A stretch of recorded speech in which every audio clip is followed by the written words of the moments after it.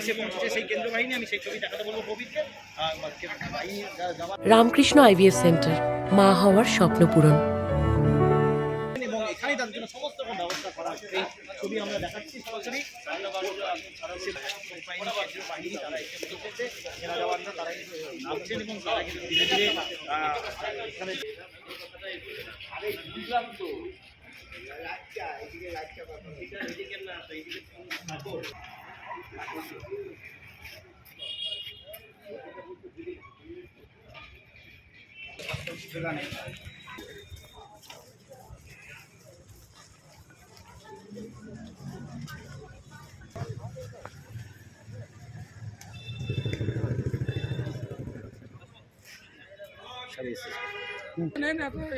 Okay sir.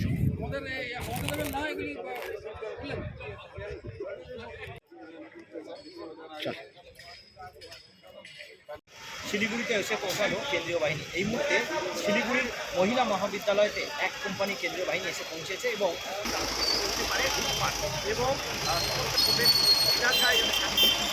সমস্ত জায়গায় তারা কিন্তু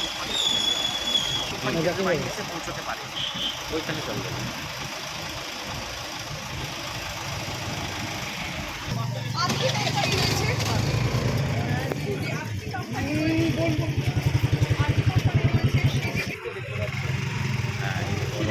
কোম্পানি থাকছে এবং ভোটের দায়িত্ব পালন করবে।